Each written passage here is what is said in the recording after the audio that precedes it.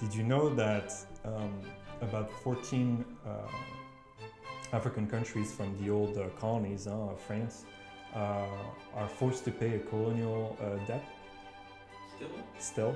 Ah. And that France holds, and I quote, France holds nearly $500 billion every year of African countries' money in its treasury, and will do anything to keep it. Welcome back to the channel. Finally cover the immigration topic I said I would cover now 3 weeks ago. And today, however, different setup, and also I have an audience. I have my friend Jean-Yves. Ooh, bonjour tout le monde. Jean-Yves from India. Yeah, totally makes sense. And yeah, I'm gonna maybe make him say a couple things later in French and English. Je parle français. Très bien. Just why immigration happened and how immigration came to be in the first place, especially when we talk, about Europe. And obviously, I'm taking France as the best example because there has been a huge through time, a huge movement from Eastern Europe to Western Europe, and in particular France. But France has dealt with quite a bit, immigration-wise, and I think the first one is the most important one I would mention is about religion. How before the French Revolution we had the Catholics just pushing away and actually killing, having massacres on Protestants that then had to move to either New Amsterdam, so in the United States, that we know of today, but also, did you know that in the Netherlands and so on? Yeah. There was something called I forgot the name of it, but at La Seine. La Seine is the river in France, and I know that they had a huge fight there between Catholics and Protestants, and I think they threw the bodies in the river. It was really bad. So they all had to run away, and that's why you had for a long time French people moving even to Eastern Europe, and some French names that were adapted into the culture of whatever country they were in. And it's quite interesting. Not a lot of people know that, but it is a fact. And then, well, that kind of changed with France being a little bit more, how can I say this, lenient with immigration. And so after the Second World War, we know that many people flew to different countries, especially in Europe. So we can think about the Italians that moved to France. And there was a massive actual immigration from the Italians to France. And then later on, and for a few decades, Eastern European countries, so we can think of the Yugoslavians, the Polish, the Russians, because as we know, what was happening at that time between after the Second World War and 1992? During the 1990s, what happened in Eastern Europe? Do you know? Tell me, Jean-Yves. Federation of USSR got broke. That's right. But there was also the Yugoslavians the Balkans had a big war, right? Because there was communism there as well. That's not actually World War, that's the Cold War. No, but I meant between the Second World War and the 1990s. Yeah. Communism was quite present. And what did people do if they didn't like communism?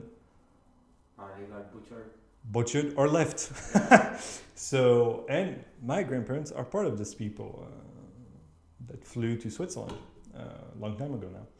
And so yeah, that's another form of immigration, kind of forced immigration. So we see that this immigration happening in Europe, and I mean, I'm just using a few examples, right? But was all based off something they tried to run away from because they were either persecuted or, butchered, like you just said. I think we could consider them as refugees, almost. Yeah. Because right now, if for example, I'm going to talk about it later, but we have Afghanistan, like 10,000 people from Afghanistan that are running away from Afghanistan to France. They talk about being persecuted by the government, right, because of religion or social status and so on. So we could say it's the same thing, right? They were refugees back in the day. So that was a really quick intro into immigration and the history of immigration in Europe. But those are our main points, and they all concern France and other Western European countries, obviously.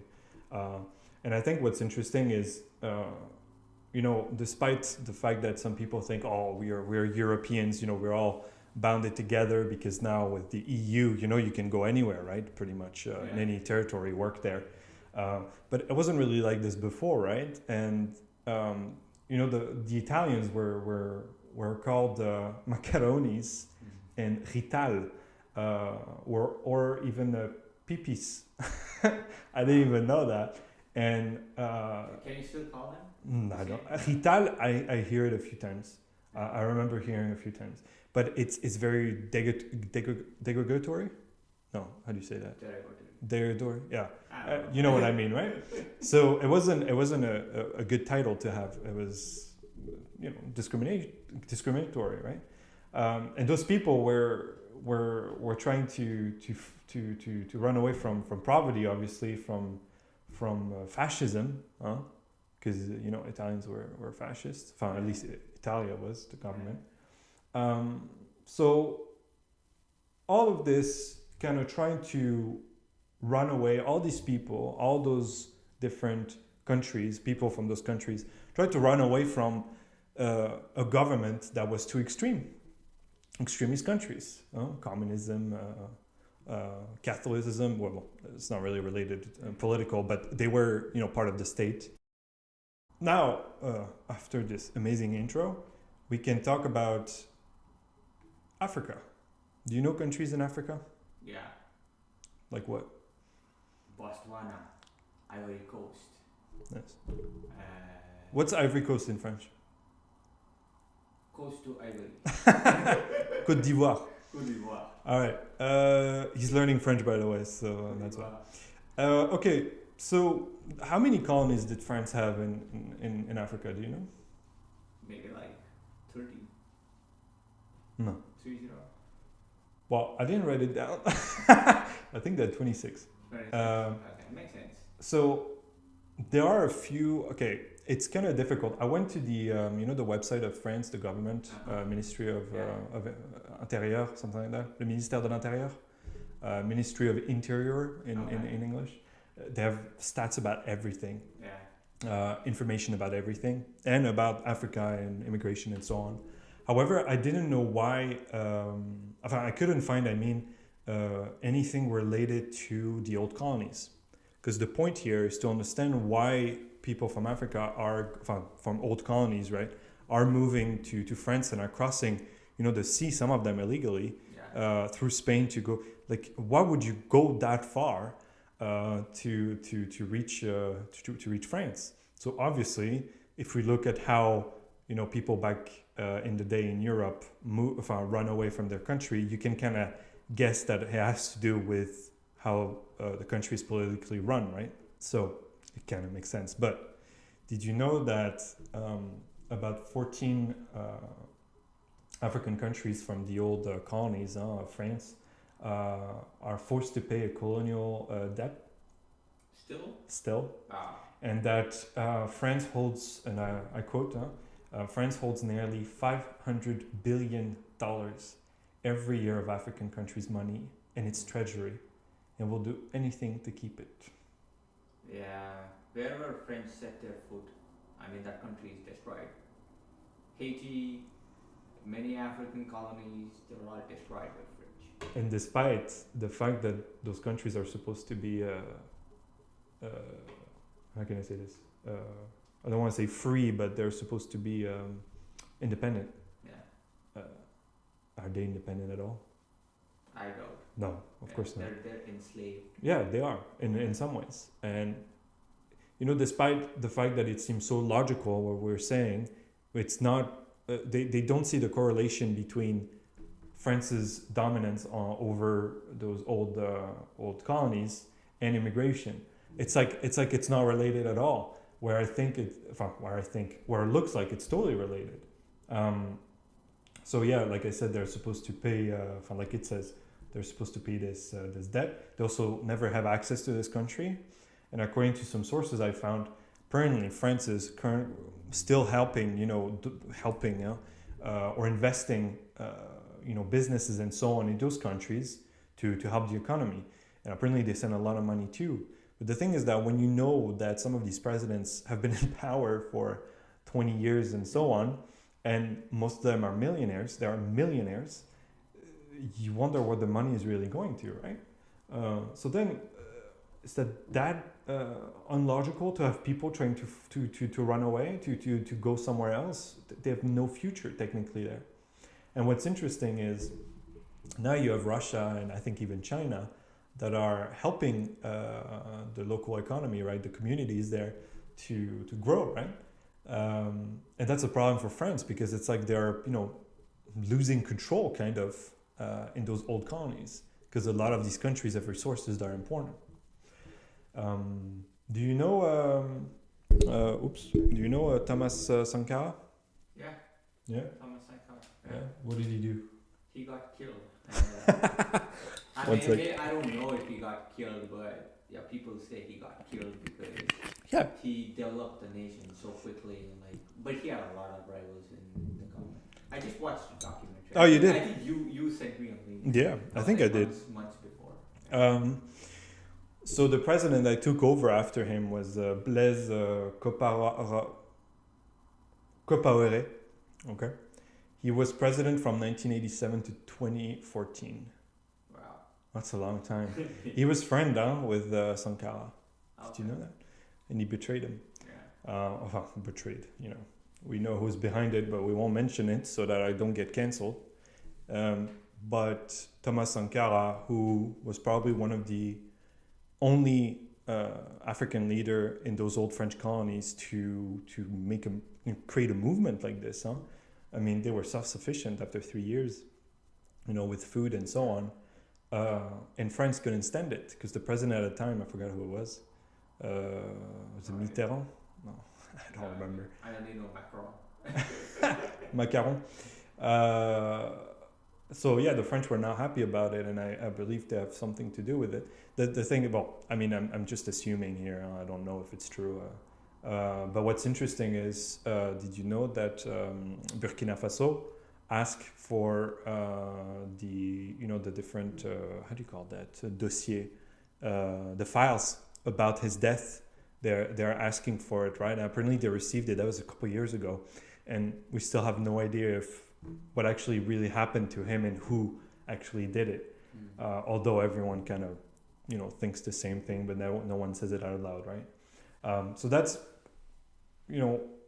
France was losing its foot on Burkina Faso. The fact that, first of all, they changed the name of the country because it was not called Burkina Faso before. It was called Volta something. They don't want that. I don't think they really want an uprising like this of a country because we know that since they have all the resources,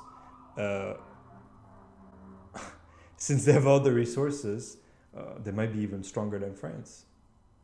Right? Is that possible? Could be. I doubt that. So another thing is there's a country called Centrafrique. Do you know this country? South Africa?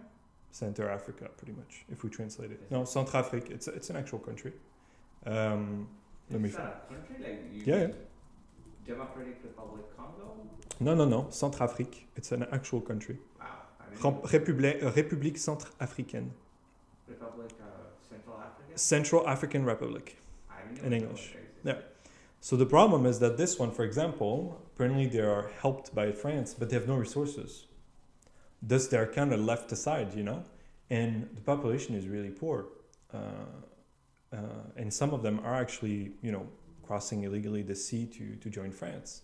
So on one hand, you have the countries that are being, helped and have French investment in their country, but yet still have a population not growing and not, developing itself really fast.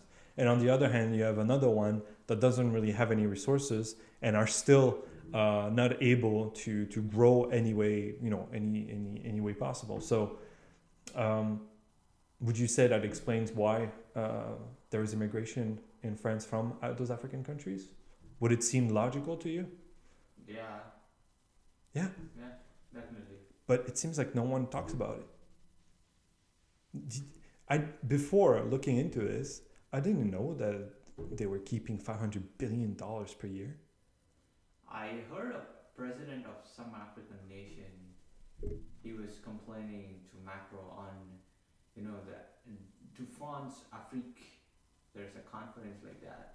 Oh, yeah? All African French speaking. It's like a conference, I guess. It happens like, I don't know. I forgot that president's name. It's quite popular. I didn't know. I have no clue. And just to talk about more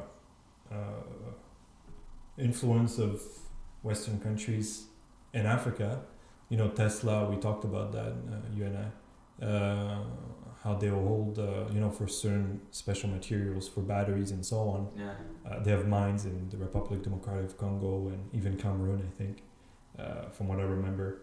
And they have child labor there. They have child mining, right? And no one really talks about that. So then, if you know that you're just gonna mine your entire life, why would you stay? Mm. There is no point in staying. Again, I don't know if that's a direct consequences of it, but I know that it is correlated for sure. It has to be. Since, that's a fact, huh?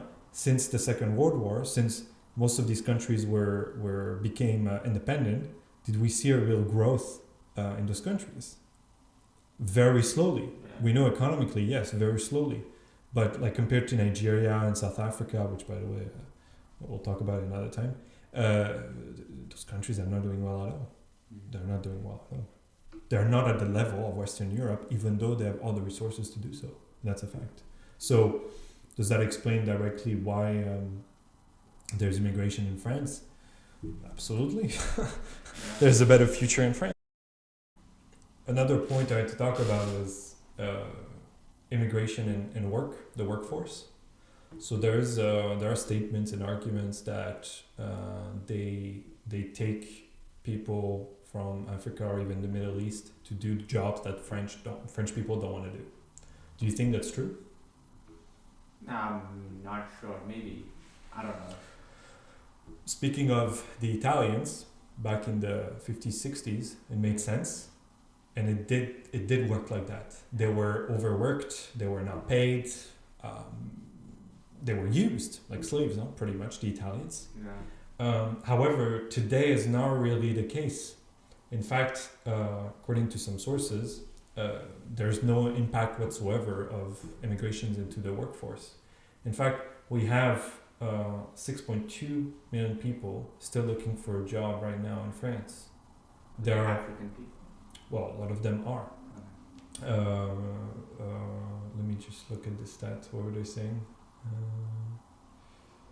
And it says here, it's in French, but people issued from the immigration are more often without a job than those non-immigrants. So than those born in France. That I think that says enough. And that's statistical. It's from the Ministry of Interior of France, a government website. And the reasons of not having any work is due to nationality, due to being, some of them are illegals, and also language differences, so they don't speak French. So they talk, and also discrimination against people that are from other countries and so on. So this argument that they replace the French for jobs that are too difficult that they don't want to do is highly debatable, and from what I'm looking at, not true at all. So, and then we have the third point, which is Asylum. So an interesting numbers here in 2020. I don't know if those were accepted, but in 2020 we had 8.8 thousand people from Afghanistan asking asylum in France. Wow. 4.3 from Bangladesh, 3.4 from Pakistan. So this is all Asia, huh? It's a million, huh? Yeah. Wow. No, thousands. No, it went much down because of COVID. Yeah. Otherwise, it's much higher. Otherwise, we talk about how much. I saw another stat. Okay, that's interesting. 2018, there was 123,000 demands. Okay. So usually it's around those numbers, but because of COVID-19, I guess it's less. And what's interesting is there are 2,000 from Turkey. Are they being persecuted there? Are they being it looks like a wealthy nation to me. Yeah. Ivory Coast, understandable. Haiti. Yeah. That one they really messed it up. Oh yeah. Right. Yeah. Congo, understandable. Sure. Ukraine. Yeah, man, they're. Do you still have issues with Russia and all that? You think? Well, I don't think the whole country is an issue. No. There's only like few. No, but like if you go there, honestly, it's so poor. Okay. Everyone thought after the Soviet Union left, they will grow. No, they kept all the money, and that's a fact. And Somalia. So that's the top. How many did I say? 2, 4, 6, 8, 10. Top 10 of countries asking for. And the three on top are from Asia. How funny. That's interesting, huh? Yeah. Did you also know that, well, totally not related, but Afghanistan has really close ties to Western European countries and United States and Canada? They're allies. Yeah, because they bombed it so much, they became friends, maybe. Yeah. You know. It's nuts. So now we talked how immigration happened. So I think we can agree that it's due to political issues, government-wise, persecutions, discriminations, being butchered, kind of. So it's all related. So is it that surprising that they I don't want to say they're complaining about mass immigration into Western Europe, but at the same time, it has to do with that, with the domination in those other countries, in terms of resources, in terms of business investments, and also in terms of how the countries there are politically run, right? Some presidents that you saw that have been in power since 1987. I talk about Equatorial Guinea. The president's still in power. It's been 30 years, I think. One of the wealthiest countries in Africa, and one of the poorest population in the world. No one can write, no one can read. Equatorial Guinea. Okay. They have huge amount of oil there. Wow, I didn't know that. Is it surprising that they want to leave? No. Although I don't even know if they can. I don't know even much know if about they that can. country. Oh, I have to like Google it. oh, it's crazy what's happening there. Yeah. It's crazy.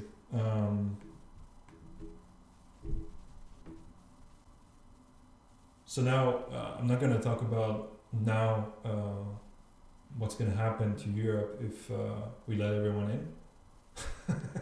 No, I don't want to say it like that.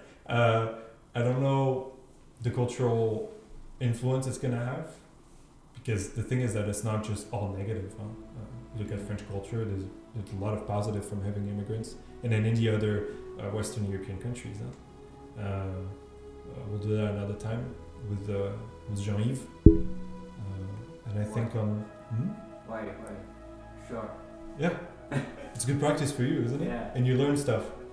Yeah. Okay, so on that note, this video will also be available in French. La vidéo est donc disponible en français aussi.